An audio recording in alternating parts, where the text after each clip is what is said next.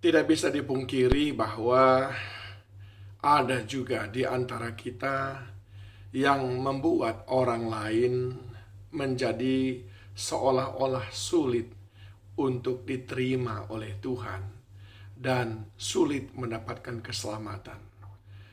Seakan-akan ada orang-orang yang tidak memenuhi syarat untuk itu. Orang-orang yang membuat orang lain seolah-olah sulit mendapatkan kasih karunia Tuhan, sering pula kita sebut dengan orang yang menjadi batu sandungan. Entah lewat dari perkataannya, atau lewat dari perbuatannya, atau lewat dari apa yang dia fahami tentang firman Tuhan. Misalnya saja di dalam Alkitab dicatat di 1 Korintus 8 ayat 8 dan 9 ketika umat Tuhan memperbincangkan tentang mana makanan yang boleh dimakan, mana yang tidak. Saya bacakan di dua ayat ini, makanan tidak membawa kita lebih dekat kepada Allah. Kita tidak rugi apa-apa kalau tidak kita makan, dan kita tidak untung apa-apa kalau kita makan. Tetapi jagalah supaya kebebasanmu ini jangan menjadi batu sandungan bagi mereka yang lemah.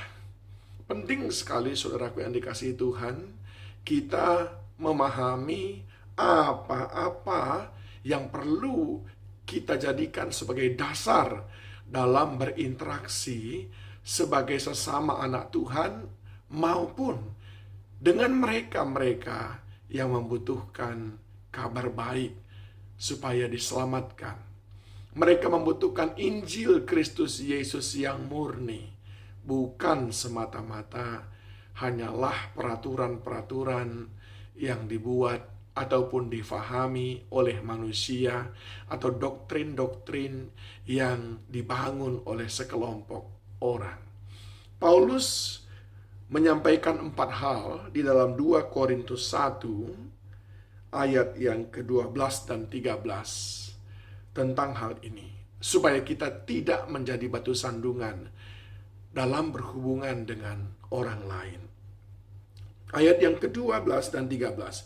Inilah yang kami megahkan, yaitu bahwa suara hati kami memberi kesaksian kepada kami bahwa hidup kami di dunia ini, khususnya dalam hubungan kami dengan kamu.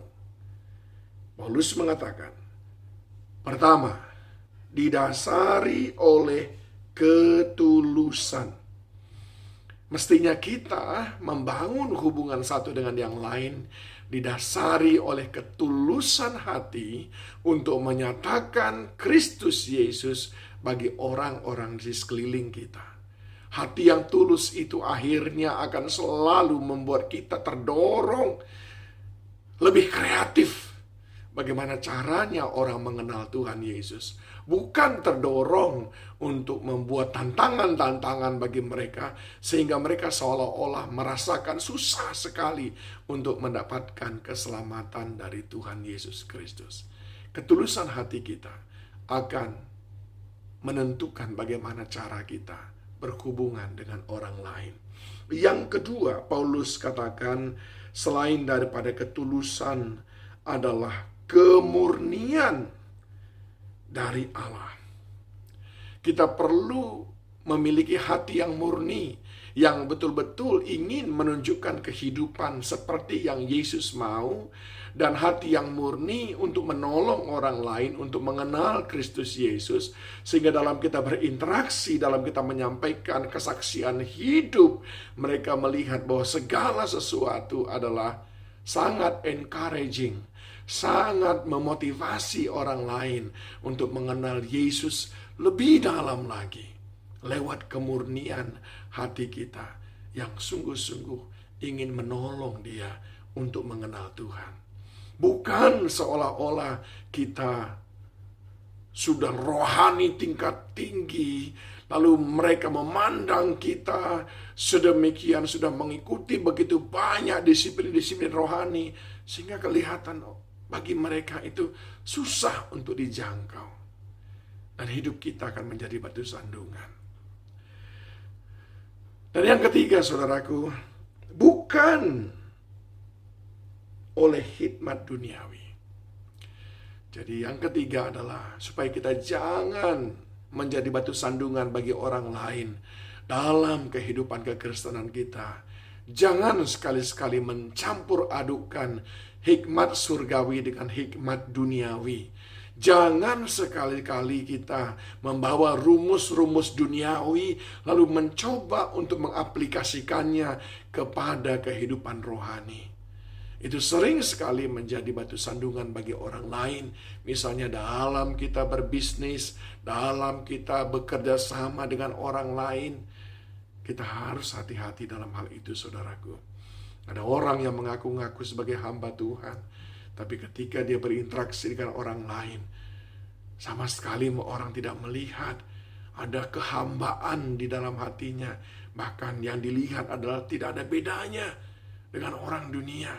Karena hikmat-hikmat, cara berpikir, cara hitung-hitungan, cara berbisnis yang dia pakai sama saja dengan orang dunia. Akhirnya orang bilang apa? Hamba Tuhan masih seperti itu. Dan yang terakhir, saudaraku, yang dikatakan oleh Paulus adalah oleh kekuatan kasih karunia Allah. Dalam kita membangun hubungan satu dengan yang lain, marilah kita selalu mengandalkan kasih karunia Tuhan. Kita selalu menyatakan kasih karunia Tuhan. Itulah kekuatan kita. Ini mengajarkan kepada kita, nggak usah kita terlalu banyak janji-janji kepada orang lain, tapi yang perlu disampaikan adalah janji Tuhan kepada orang lain. Sehingga sering sekali ketika kita banyak janji lalu kita tidak bisa tepati, kita menjadi batu sandungan. Tapi yang saudara perlu janjikan kepada orang lain adalah apa yang Tuhan janjikan. Berdasarkan firman Tuhan. Dan itu yang akan membuat orang matanya tertuju kepada Tuhan. Dan cukup berharap kepada kasih karunia Allah. 4 hal yang Paulus katakan untuk kita tidak menjadi batu sandungan. Yang pertama adalah dalam membangun hubungan, kita harus mengenakan ketulusan. Yang kedua adalah kemurnian. Yang ketiga adalah hikmat surgawi. Dan yang keempat adalah kasih karunia Allah. Kiranya ini menolong kita untuk terus mengenal Tuhan Yesus. Tuhan Yesus memberkati kita semuanya.